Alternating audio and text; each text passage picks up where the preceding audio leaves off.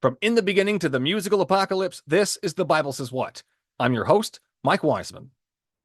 Unfortunately, today's conversation cuts off at the end because I kicked the power strip. But the majority of the conversation survived. That being said, it's all subjective and we can't know anything for sure. Am I sure about that? No. How can I tell whose truth is truth? And how can I know for certain that their truth is objectively true? I have no idea. But what I can do is decipher the things around me, things I find believable versus unbelievable. Can it be explained using the tools I have to go off of, my senses combined with my cognitive thought process? If in my reality people stay dead after 3 days, then I'm less likely to believe it when you tell me your invisible friend came back to life. It's going to take a lot to convince me of your unbelievable claim. At that point, your truth has come against my view of the world, which tells me people don't come back to life after 3 days. But that's just my opinion. Let's start the show. Is there anything in the Bible that you yourself have an issue with?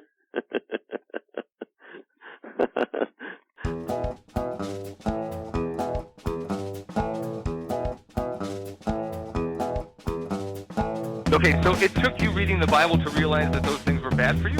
Yeah, it actually did. I didn't figure this out on your own?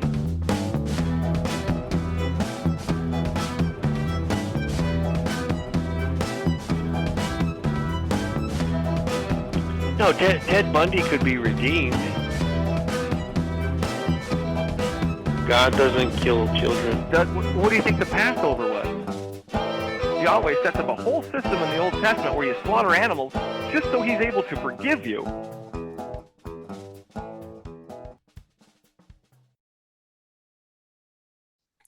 Today's special guest is returning guest David Libby, author and logger. David Libby, welcome to the show, David.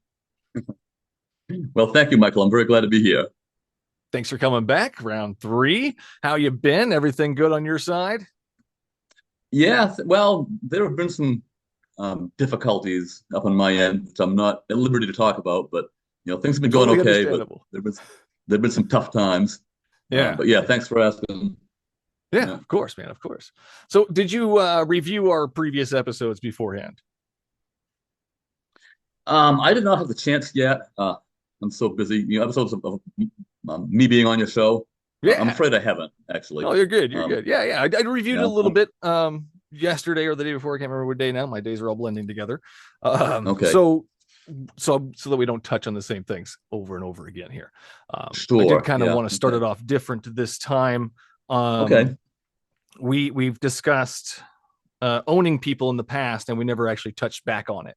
I kind of got sidetracked. My brain does that sometimes. So I wanted to go back to owning people there. You had mentioned that God owns us. Go ahead and refresh us on that one. What you believe about God owning us. Yeah, I would say that is the case. Yeah, he is the creator, and I guess owner would be a way to put it. The one to whom we owe allegiance. Owe allegiance. Okay. So yeah, we owe allegiance to him and he owns us. Now, help me understand that a little bit as far as owning us. What does that entail? Best I can. I'm not sure I'm not going to pretend to know things that I don't, but repeat the question again, if you would. What does that entail? Owning us. Yeah, the owning part. What does that entail?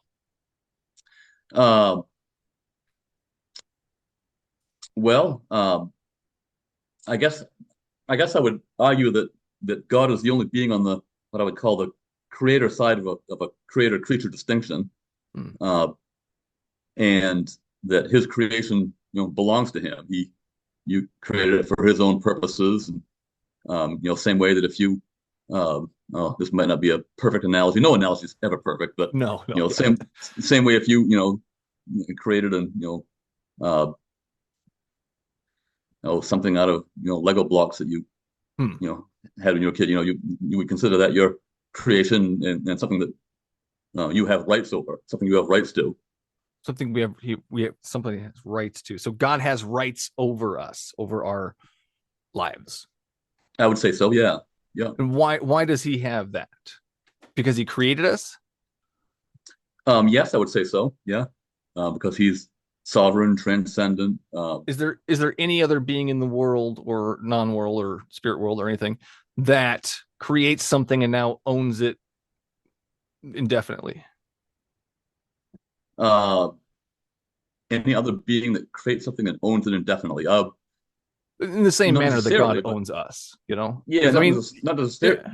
not necessarily. But I think you're drawing an analogy which does in fact fall apart rather quickly because I Hmm. mentioned the creator-creature distinction. There's only one being on the creator side of that, and Gotcha. everything else on the creature So side. there's Uh, no other entity that has this kind of relationship, kind of owning gestures I here. think it's probably different. Hmm. Again, I'm not going to, we're heading down a path that I'm a little, I'm feeling a little ignorant, heading down this No, you're path. So, fine. You're so, fine. so, so, so please bear with Now me. you know I how I don't. feel every day, David. Well, me too. Yeah. So God owning us, like I know you believe that. Correct me if I'm wrong. That God Mhm. can do whatever He wants with us because He owns us. Correct? No, I would not say that is Oh, true. No, okay. I would say that God is bound by a code of ethics that Ah, is an expression of His very nature. Okay, so it's not okay. something external to Him that He's bound by, but in fact, we talked about ethics. Hmm. Some we didn't get into a whole lot. By the way, I Hmm. kind of feel like I owe you a little bit of a digression here. I owe you a little bit of an apology for last episode because Oh, I was not with it at never. all, and I didn't put on a very good show for your Oh, you're um, fine. guests. But okay, thank you. No, yeah, Um, absolutely. No. If but anything, I apologize. I listened to it and I stepped all over you half the episode, but that's just kind of well, what I do. But no, I think I would have been able to actually give a better presentation and a better show for hmm. your audience had I been a little more with it.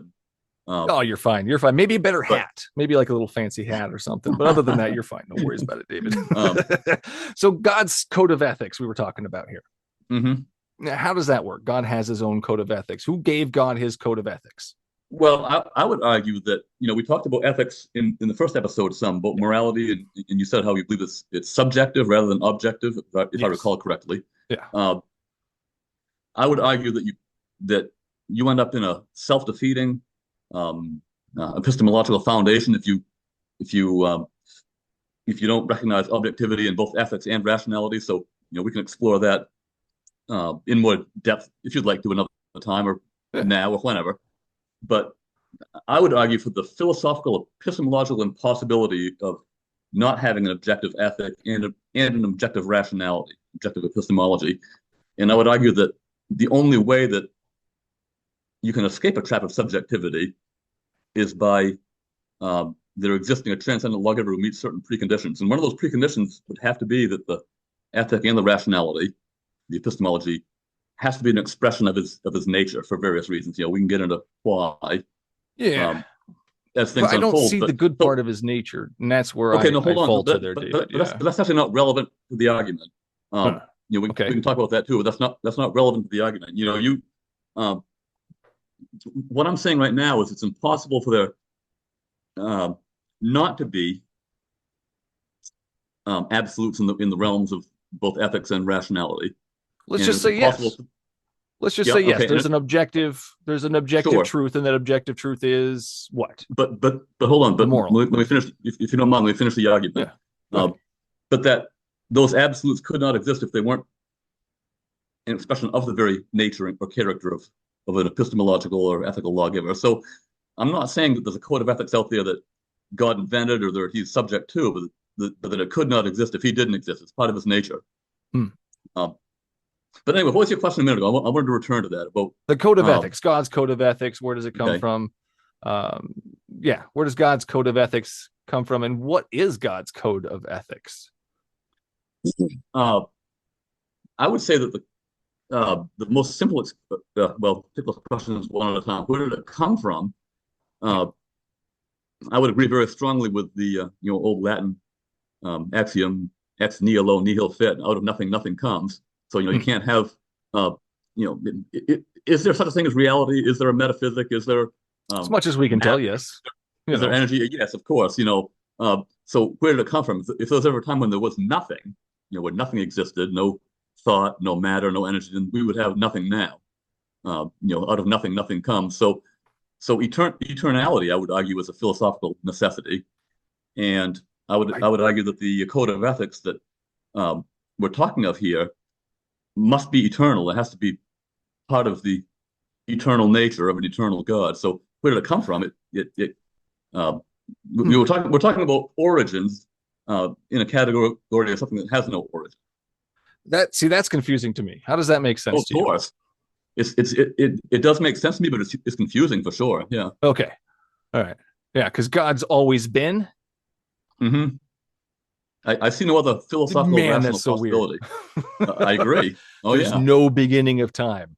Man, my brain just can't handle that. My brain can't handle it. I don't So think it's God philosophically. never. I Oh, don't. I don't. I don't believe it's philosophically possible for time to have a beginning. Well, I don't know. I'm not that's beyond my pay scale for sure. Okay. Okay. I'm not All a right. proctologist or anything. So, Okay. as far I'm not either. as far as the God's eternity, though, let's Hmm. just say I'll agree with you. God is an eternal being, right? So we've got Hmm. this eternal being.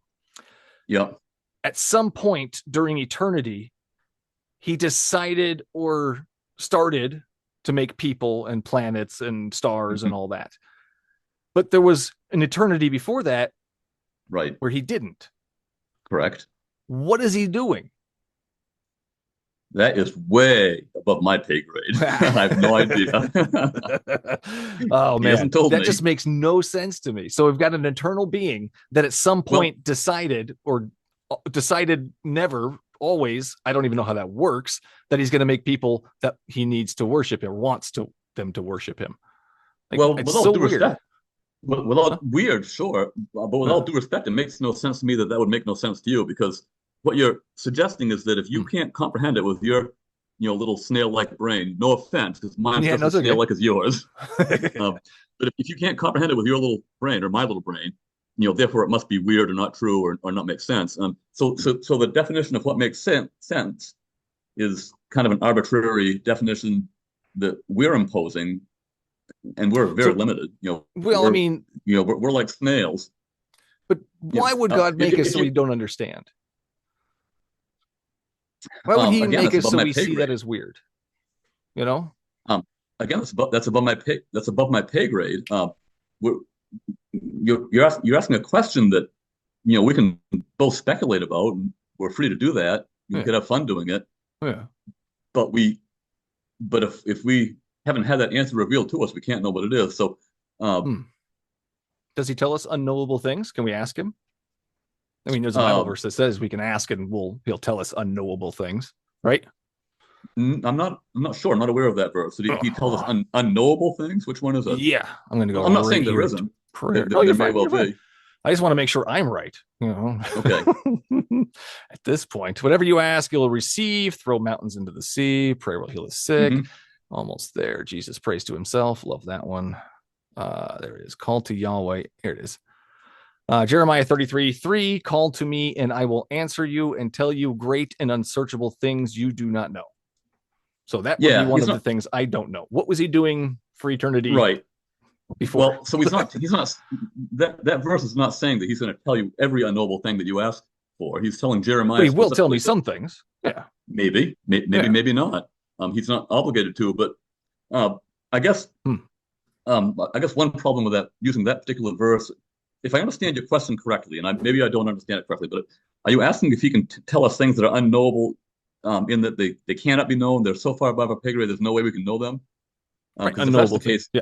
Only God knows stuff. Like if that's the that, case, that's not what that perhaps. verse is saying. The verse is saying that God's going to show Jeremiah things that are knowable. That, we're capable of knowing them, but they are not known to him yet. He's going to be teaching him. He's going to show him things that will be happening to the Judean nation and in So God the doesn't near want future. us to know these things? Is that why he doesn't want us to ask or doesn't tell us? Doesn't want to know which things. Like, The for instance, what future. he did for eternity before he made people. Like, that's a good question. If I want to know what he yeah, was doing. I think that if he wanted you to know that, then you would know that. Well, But I'd he like to know. And he's a nice guy, but he right? but he He but, wants to be but my he doesn't friend. owe you. But he doesn't owe you that. No, he doesn't owe you answers to all your I didn't questions, say and he owed me. He could tell me. That'd be nice.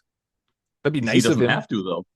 But No, he he doesn't have doesn't to be have to. nice. No, nobody's forcing him to be nice. Just Right, asking if but it would be nice. uh, I guess you could probably ask, but I'm also a little bit. Uh, I think my answer Hmm. earlier carries more weight, perhaps, than you're giving it.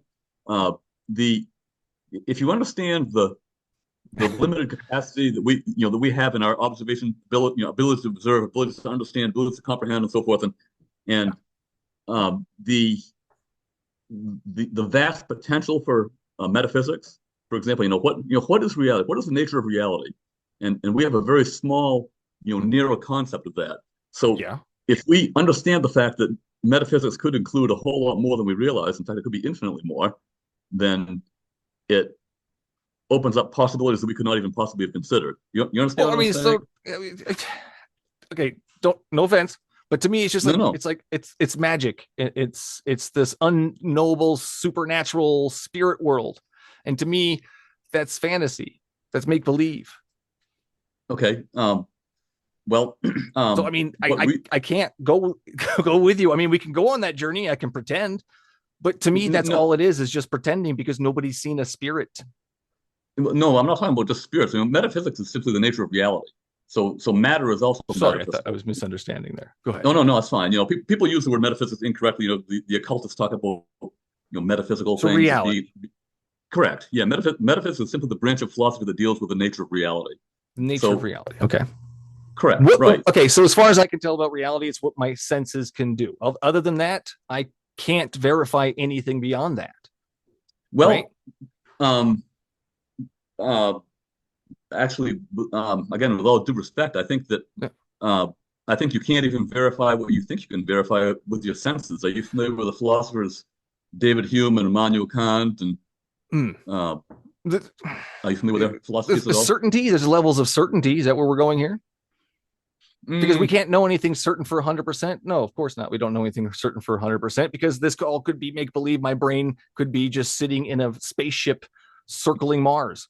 I have no idea, no clue. We could be okay, on Mars, and this could just be a giant okay, hologram. So, I mean, again, I can't tell you for sure 100%, but I can tell you what my senses are telling me. And my senses are telling me that this is reality and that there's not a spirit okay. world. But your senses can't make a universal. Your senses can't prove a universal negative proposition by pointing to precedent, uh, right? How you So, figure? for example, Yeah, go ahead. okay. Suppose I say uh, there are no fish in the Presumpscot River. I'm not sorry, river right here in Maine, not far from me. And you ask me Okay. to prove that. You think there are fish in the Presumpscot River? Most likely there's fish in the river. Yes. No, I can prove there aren't because I went fishing there one day and I never even saw one. So Okay. here I'm using sense experience to try to prove this universal proposition. But David, you're wrong again there. I'm sorry. We can dive into the water and see the fish. We can actually still investigate further. When it comes to the spirit world, Right. there's nothing we can test. We can't test it because it's make believe. I mean, we can't test make believe. Well, no. So my point. So first of all, I don't believe that's true. But my point Of course. actually is that I'm sorry. What was that? Of course, that's not what you believe. Yeah. I mean, Right. Right. yeah. But with the Uh, fish, we can still investigate further and see the truth, right? sure. But sure. My point is simply that that was merely an example that I use an analogy I threw out. But Yeah. Well, the point is you can't. The point is you can't prove this universal negative proposition. There is no spiritual realm by pointing to precedent examples. Uh, I'm going with what I know. if there's I mean, that's but what you know could be wrong. of Your course, knowledge is very 100%. limited. Right. Yeah. So that's the whole point. Your knowledge is very, very limited. Right. And And from my limited knowledge, I'm telling you, it's not there. I don't see it. So okay, if but my the fact knowledge that you don't see it, expands, if God wants to expand my knowledge, then I'll change my mind. But from no, my but reality, my senses, my world around me, I don't see it. I don't have it. So that's where I'm well, going to go with. okay, but I think you're still perhaps missing the point. I don't want again. I don't want to No, absolutely. Keep be. going, man. No, I I don't miss want the to be point all the unkind or time. Go anything, ahead. but Explain it a different uh, way. Let's see if I get it. the whole See if it the helps. whole point is if you have zero evidence that something exists, you've never Yep. seen it, you've never experienced it, no one has ever Right. given you any evidence that satisfies you. It still doesn't Okay. mean that it doesn't exist. Okay, so Darth Vader's out there. Darth Vader's a real no, character. maybe, but no, but Right. I'm Exactly. not saying Maybe. But I'm no, not going to Michael. base Hold my on, no, reality please, on it, no, though. No, But David, hold on I'm not just a going to second. base my reality on it.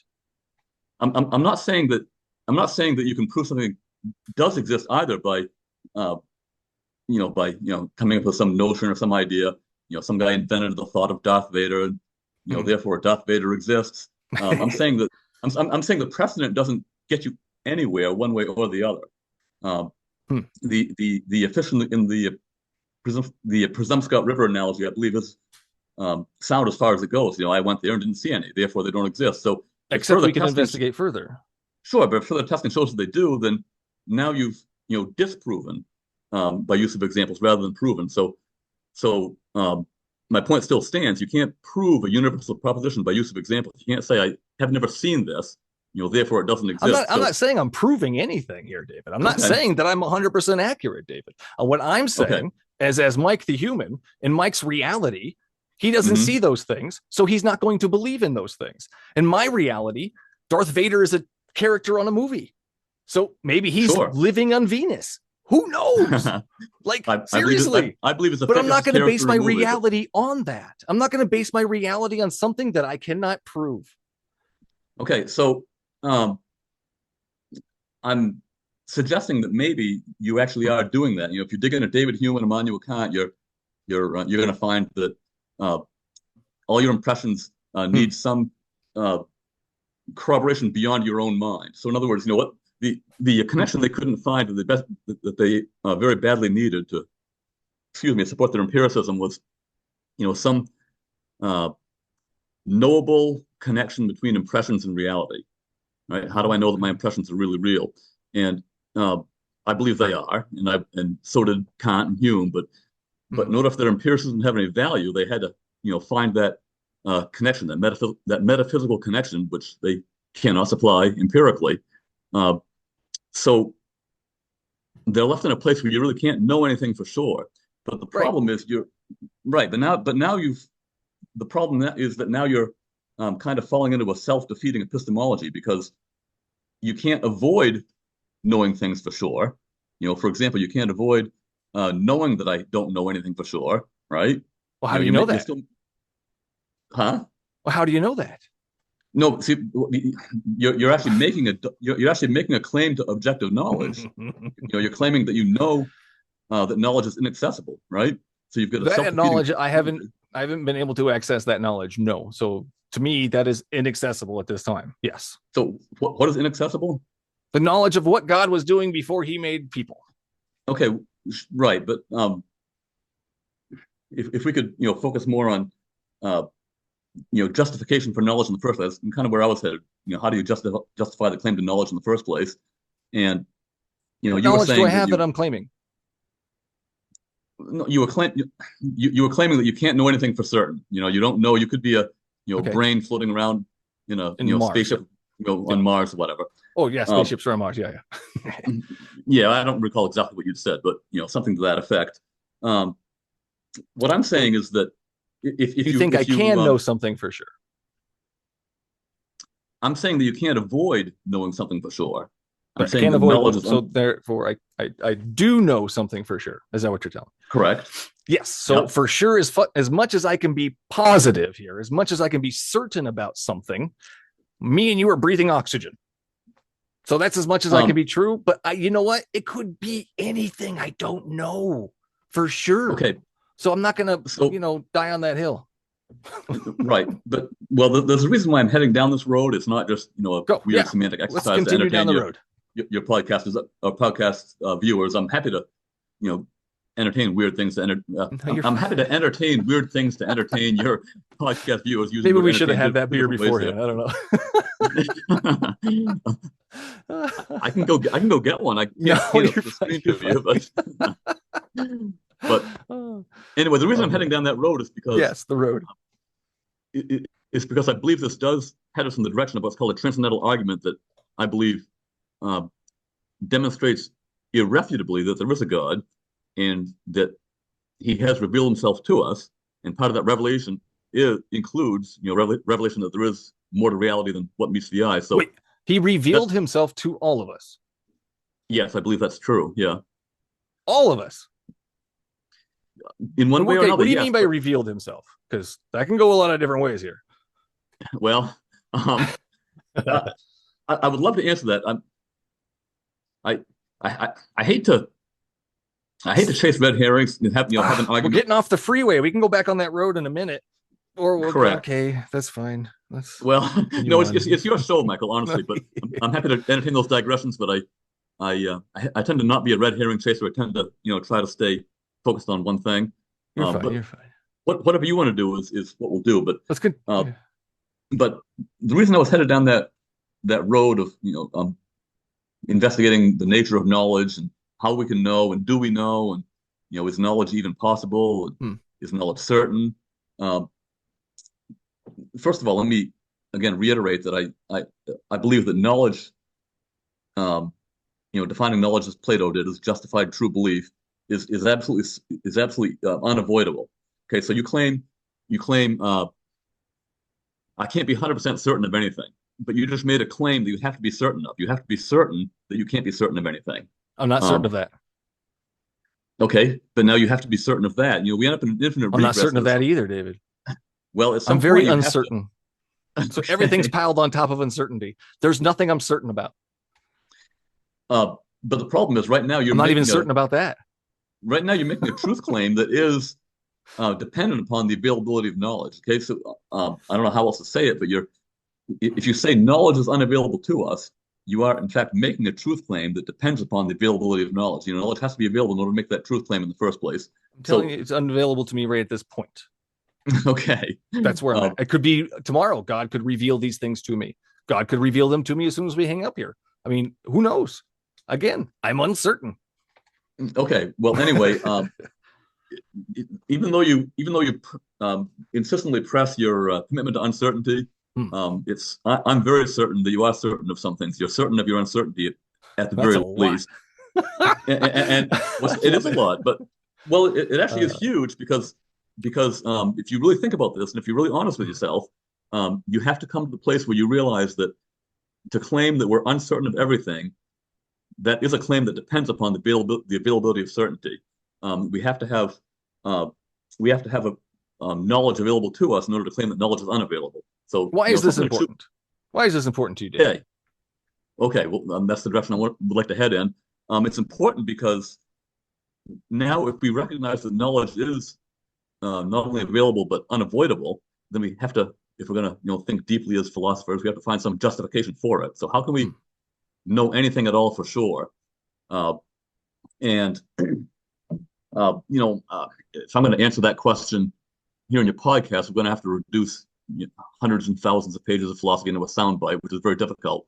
And again, we can tease this out more. And if you aren't sick of me and want to have me on in the future more, we can tease it out. No, you're fine. You're fine. Just why is it important to David the human?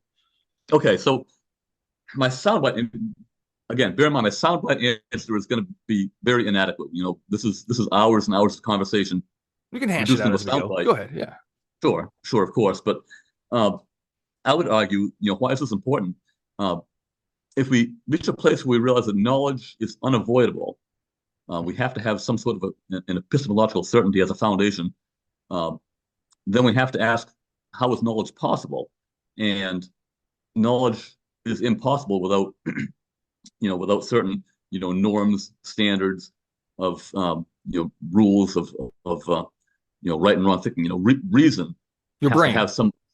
What's that? Your brain. It's an important thing we need for that too. Correct. That's right. We need a brain. In order for knowledge, brain has to know. Yeah. In order to know knowledge, we have to have a brain. The brain sucks in the knowledge. But why is that important? Okay, because I would love to back up and talk about ethics more. We won't right now, but it's my. I'd love to talk more about ethics too, but we'll go back there. Let's finish this road. We'll go back there later. To the end. I'm going to throw an assertion out here that I won't take the time to defend in any kind of detail, but I would argue that in the realm of ethics, you cannot have objective ethical standards, objective moralities. Excuse me for the mumbling. Objective morality without a transcendent lawgiver. There has to be. You can't have transcendent law, otherwise we're forced into a trap of subjectivity, where ethics is simply a matter of opinion. Your opinion is more valid than mine. What's wrong with that? When ethics is a matter of opinion, what's wrong with that? Okay. Well, it's philosophically impossible to begin with, What do you because mean? you end up in a place where you say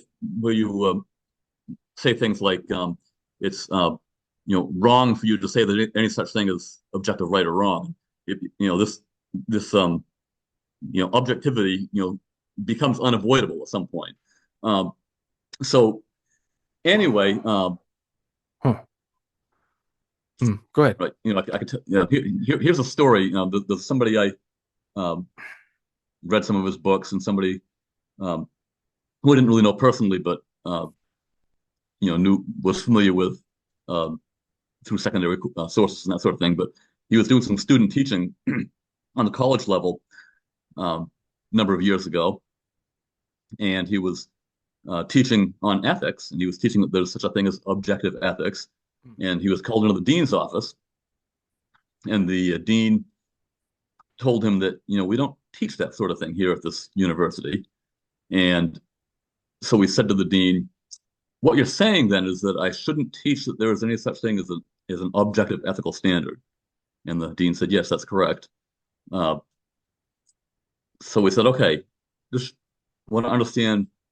I want to understand your position as correctly and carefully as I can. So what you're saying then is it would be wrong for me to teach that there's any such thing as objective right or wrong." And the dean said, "Yeah, that's right." So we said, "What you're saying then is that it would be wrong to teach there's any such thing as wrong."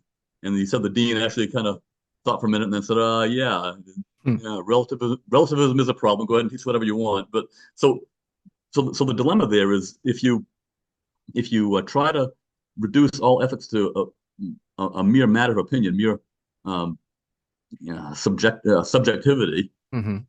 then you end up in a place where it ends up defeating itself eventually. You end up in a place where you have to say, well, it's wrong to say that it's not objective. It's wrong to say that it's not subjective. Right now, there is no subjective morality. Depends what you mean by that. I'm not saying there's anything wrong with subjectivity per se. We all have a subjective interpretation of every bit of data, a subjective opinion about what is right or wrong. But I'm saying it has to rest on an objective foundation. But anyway, help me understand. No, sir, go ahead. Go ahead. If you don't mind, I'd love to head back into the realm of rationality. You had asked. Well, yeah, go ahead. I'm subjective still morality, though. Go ahead. Well, I'm still working on an answer to a previous question. So, what was the question? It was about epistemology, rationality. Why does this matter? Why does it matter that we have subjective moral? Why is it bad to have subjective morality? Why is that bad? And do we have it now? Because if we have subjective morality now, I think we're on the right track. We've been doing better. We don't actually have subjective morality. No, we don't have subjective morality. No, we don't, of course. So where does our morality come from? Well, from the very nature of God, ultimately. But from the nature of God. Let me ask you this, Michael. Well, he's around us and he projects it. How's that work? Being around God, the nature of God, is objective morality. That's where an objective ethic is rooted. It has to be rooted in the nature of a transcendent God. And we keep getting sidetracked, but that's okay. But we talked about that earlier. But where does an ethical standard? Where is it found? Where does it come from? I think that I believe we find it in the Bible, but I also believe that it's stamped indelibly upon the human heart. So there you go. For example, that's so what let me ask you something, Michael.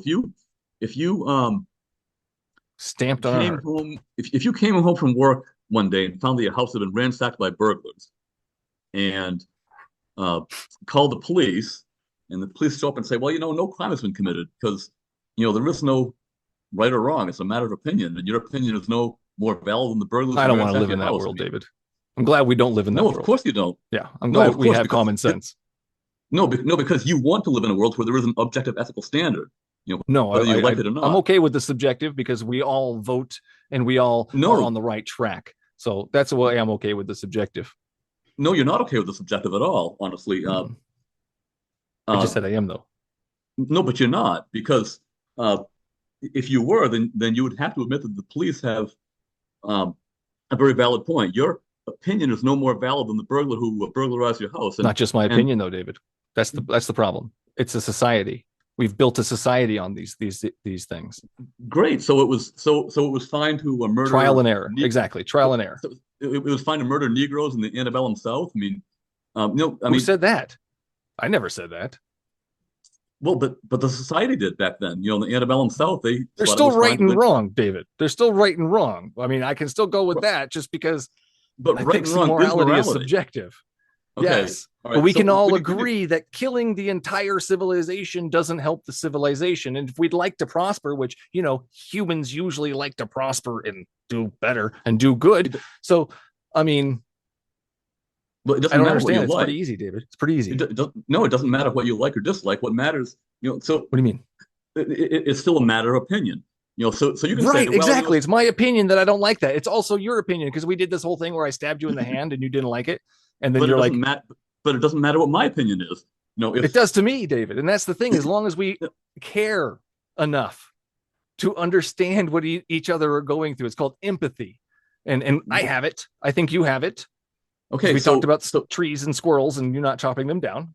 Okay. So you're actually helping support my point without realizing it. What you're saying is that we have this ethical standard imprinted on our hearts. We all know. Did not say that, David. I said trial and error. This has been trial and error throughout human history. We did not always have a set of rules that said don't kill people. We always didn't have a set of rules that said, don't run people over, whatever. I don't know. So we had to trial and error this. We had to trial and error civilization. That's how we got here. No, but you're still, I think, missing the point. With all due respect, I'm not. David, do we own slaves anymore? It doesn't matter. It does. Your opinion, David, do we own slaves anymore? Okay, Michael, hold on. Let's Our morality has grown. We have progressed as a species, and we now think owning people is disgusting. Good. Our morality is changing. I didn't have God tell me that slavery is disgusting. Did God tell me slavery is disgusting? God told me to beat my slaves. God told me I should be a slave to Jesus. Hold on, please. What if I say slavery isn't disgusting? What if I say I like slavery? And Great, I that's your opinion, slaves? and the masses also don't agree with you. So you believe that the majority has the right to impose its will upon a minority? Yes, when it is in the right direction, when it is causing less harm, David. We've been through this. What right do you have to define what the right direction is? It's subjective. It's subjective. I don't have an invisible man giving me instructions. It's my opinion. It's your opinion. It's my neighbor's opinion. We all agree that hurting each other is bad. No, we don't all agree about that. My neighbor does. You do. I do. We don't all agree about that. We don't agree that hurting each other is bad. You're asking me for my opinion, but my opinion I'm asking you, David, do you believe that hurting people is bad? Yes, but that's my opinion. There you go. So you just proved my point. Well, no, you didn't. I didn't prove your point at all. I said and you said, and you agreed, and we all just no. No, because Pol Pot did not agree that David doing less harm. David, David, Michael, you have no right to impose. I'm telling you, there's people that disagree. I'm giving you that. Why are you arguing with me? I'm saying yes, there's people that disagree, but I'm telling you that the majority of people think it's bad to hurt other people. Who cares? I'm glad you don't care, but society does care. And since you're living in this society with us, David, you're going to have to care in some way or they're going to lock you up. but that doesn't make the majority right. The majority. I'm glad you don't think it's right, David. Whatever you want to think. I'm telling you, whatever you want to think. I'm saying that this is the good direction that we're on. Humanism, not hurting each other, less harm, is a good direction. And we are headed towards that direction. Headed in the opposite direction is harmful, and harm is bad. This is so easy. Well, I think you're actually missing the point a little with my argument. Where was I wrong? The whole point is you have no right to define what is objectively right or wrong. Who says I don't have those rights, David? I do. I don't Okay, believe well, you have the great. right to I'm glad you say that. Your morality I happen to have my own opinions as well, and I have those rights to say them. There you go. You have the right. It's subjective. So you have the right to invent a subjective moral standard and impose it upon me and everybody else? Dude, I can create whatever I want and impose it on you. Really? Yeah. So that's so how slavery really reality works. Okay, so do I have that same right? Do I have the same right that you do? Sure, of course.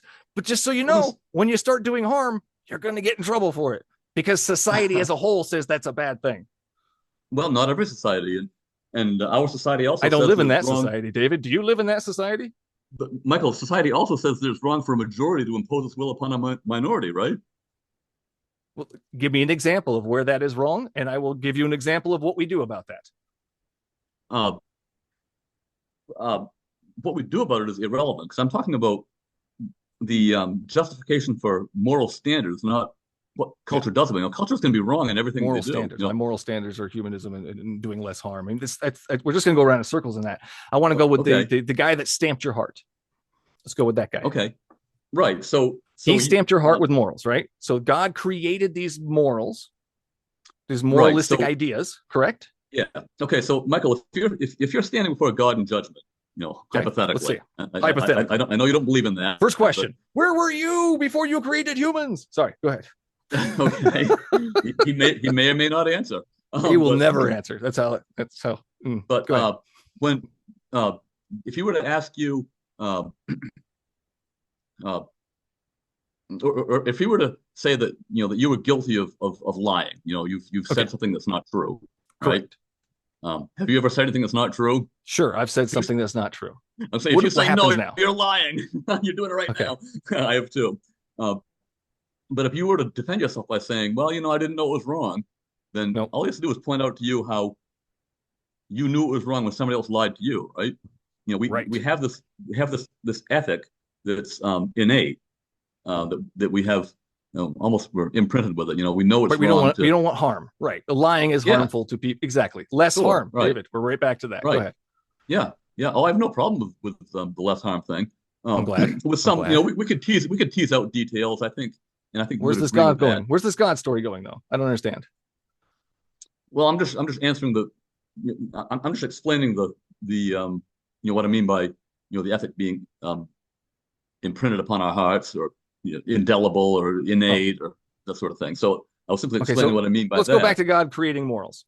God decided before the beginning of time that he was going to have morals. I don't believe he created morals. Like I said at the beginning of our interview here, God is the creator, is he not? Yes, but I believe that these are an expression of his nature. I don't know. So they're not. Well, we talked about that early in the interview here, early on. What do you mean by his nature? His character. You have a nature. Character. Okay, so his character is moral, correct? Yeah. No matter what he does, his character is moral. I would say so. Is there anybody else that works for? No. No, not David, entirely. that makes it weird. Of course. Yeah. So but God, we talked about this before. Just basic. God kills children, and it's good in some way because God is good, and God has the moral high ground here. I don't believe God's ever killed an innocent person. If that's where you're headed with that, I didn't even go there yet. Okay. Didn't even go there yet. Yeah, but that's different. So do you think? I don't believe all killing is wrong. Right. I understand that. So you understand that it's so you think, sorry, let me just go with this. You think that it's okay to drown evil people. Mm-hmm. Okay. Do you think it's okay to drown evil babies? Yep. Do you think it's okay to drown evil puppies? Yep. I don't believe that it's okay for us to make those kinds of judgments, but we're not God. God gave us brains that think that's disgusting, right? Okay. God's like, hey, I'm going to give you a brain, and then I'm going to do these horrific things that you're going to think is horrific. And now I'm going to expect you to think I'm good. I would argue that they're not horrific. Drowning babies is horrific, David. I don't care how evil that baby is. I don't care. Okay, but that's a matter. But that's a matter of opinion. We're back to the subjective versus objective ethic. That's what it is, David. We all have our opinions. Everything is subjective. Sure, there's no God telling me what to do. David, does God tell you what to do? Not everything is subjective. I mean, do you believe that 2 + 2 = 4? It could be 6. What's that? It could be 6. So if I'm writing, I don't know. if I'm buying, if I'm buying a car, well, I'm going to go with 4 because that's the reality I live in, David. But I'm not certain on that. Okay, so if you're selling a car to me, Okay. a used car, and the price you want is $10,000, and Hmm.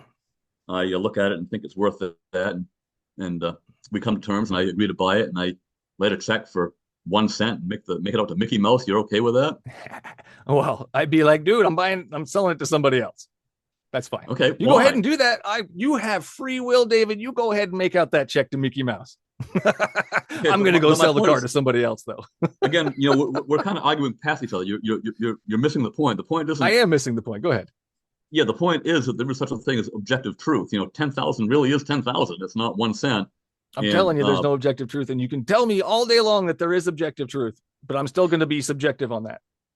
And tell you though, there absolutely is objective truth, and you're making objective truth claims right now by I'm saying not there is no convinced, objective truth. David. I'm not Huh? convinced. You haven't convinced me yet. Okay, well, I mean, Give me to a say good one. to say there is no objective truth is an objective truth claim. I'm Uh, uncertain of that, David. Though it's not objective. it is objective, whether you like it or not. Well, that's your opinion. That's subjective. Well, no, I mean, Round there and really round is we go. there really is such a thing as truth, Michael. I mean, we can play these games forever. You're right. No, I mean, but I want to go to your source of truth. This is where I want to stay. I want to stay at your source of truth. Okay, Give me a second there, drink some water. sure. Okay. Mm. Man, super dry there. Your source of truth. Now, you say it's the Bible and God's nature, correct? And more than that. And more than that. Okay, so God's nature, Correct. the Bible, and I would argue that God has revealed himself to us in what we would call special revelation, the Bible, but also that's in the Bible. natural Though. Let's revelation. go back to the Bible, though, David. Correct. Outside of the Bible, outside of and God's outside of that- characteristic in the and Bible, outside of that, we have what we call natural revelation or general revelation. That would be, the world around us, the world that He's created, the world that we experience empirically with our senses, as you said earlier. yeah, but that doesn't make any sense. And the power strip was kicked. That's all that's left. That's all I can recover. Hope you enjoyed the show today. Check back next week for a new episode.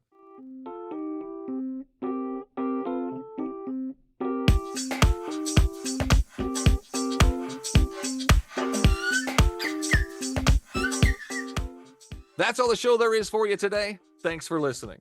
As always, you can find all things BSW related on the show's website at thebiblesayswhat.com. If you like what you heard and want to help keep the recording light on, simply go to thebiblesayswhat.com and sign up to be a supporter of the show. Your episodic tithes of $1 or more will get you early access to each new episode on Wednesdays instead of Sundays.